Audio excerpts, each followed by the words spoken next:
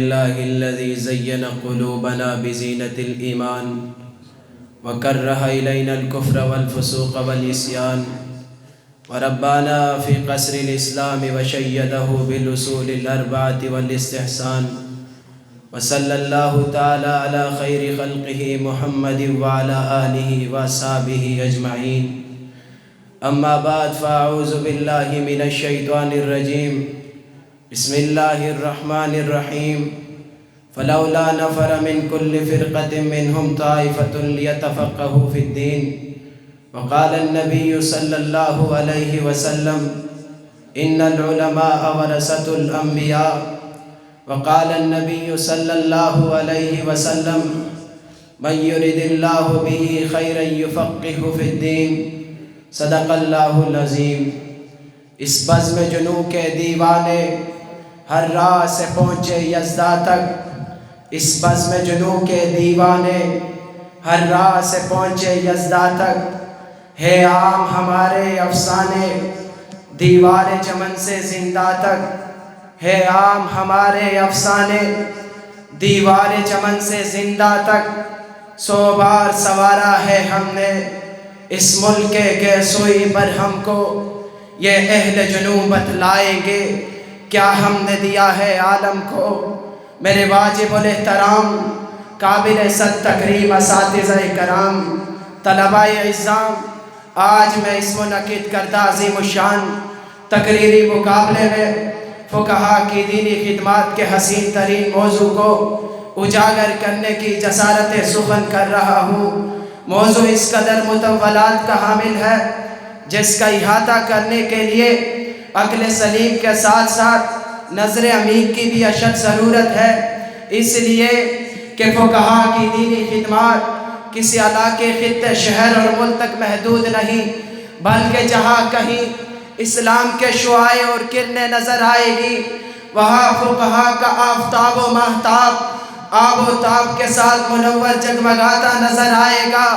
سامعین محترم، اسی طرح فقہا تو بہت زیادہ آئے ہیں لیکن ان میں سے چند کا تذکرہ کروں گا.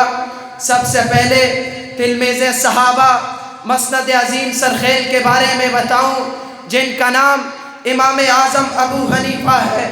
چنانچہ امام ابو یوسف امام صاحب کا واقعہ بیان کرتے ہیں کہ جب ہم لوگ امام صاحب کے ساتھ کسی علمی مسئلے پر بحث کرتے تو جب امام صاحب کسی مسئلے پر رائے قائم کرتے، شاگرد اس مسئلے پہ متفق ہو جاتے تو میں کوفہ کے اصحاب حدیث کی خدمت میں حاضر ہوتا تاکہ معلوم کروں کہ امام ابو حنیفہ کی قول کی تائید کس اثر یا کس حدیث سے ہے.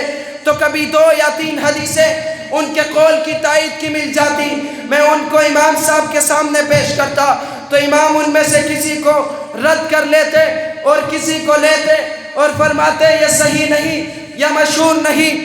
تو اس پہ میں عرض کرتا کہ آپ کو یہ کیسے معلوم ہوا؟ تو فرماتے میں نے کوفہ کے علوم کامل ہوں. تو پھر میں کیوں نہ کہوں زمانے بھر کے خزینے نے بہت تجسس کیا لیکن ملا نہ کوئی امام تجھ سا امام اعظم ابو حنیفہ. اسی طرح میدان فقہ کے ایک مائے ناز مجتہد امام مالک بن انس بھی ہے. چنانچہ امام مالک کے متعلق آتا ہے جب آپ کی عمر 15 سال کی تھی آپ مسند درس پر جلوہ افروز ہوئے. آپ نے اپنے دست مبارک سے 1,00,000 حدیثیں لکھی. یہ عجیب بات ہے کہ ائمہ 4 میں سے ہر ایک حاکم وقت کا عتاب کا شکار ہوا ہے. امام مالک کو بھی ان حالات کا سامنا کرنا پڑا کہ جب جعفر بن سلیمان لوگوں سے شرط کے ساتھ بیعت لیتا اگر آپ نے بیعت توڑی تو آپ کے بیوی کو طلاق. تو اس صورت میں امام مالک نے اعلانیہ فتویٰ دیا کہ اس صورت میں جبراً طلاق غیر معتبر ہے. تو اس بربریت کا سامنا کرنا پڑا. اس ظالم نے امام مالک رحمت اللہ علیہ کو 100 کوڑے مار مار کر آپ کو بے ہوش کر دیا، لیکن مار کھانے کی حالت میں بھی آپ کی زبان سے اللہم اغفر لہم وَإِنَّهُمْ لَا يَعْلَمُونَ کے دعائی الفاظ نکل رہے تھے.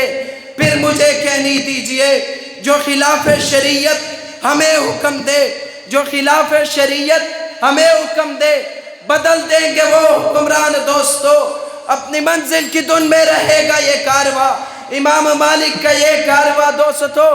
اسی طرح میں وقت کو نظر رکھتے ہوئے بیان کو مختصر کرنا چاہتا ہوں، تو اسی طرح میدان فقہ کے اندر امام محمد بن ادریس الشافعی بھی ہے۔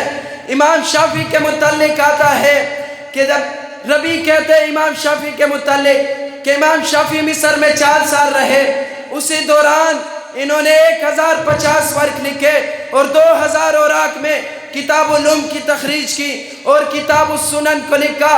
حالانکہ بواسیر کی ایسی سخت بیماری تھی کہ بسا اوقات امام سواری پر سوار ہوتے اور خون اتنا نکلتا کہ پاجامے اور موزے تر ہو جاتے، یہاں تک کہ اسی کی حالت میں دنیا سے رحلت فرما گئے۔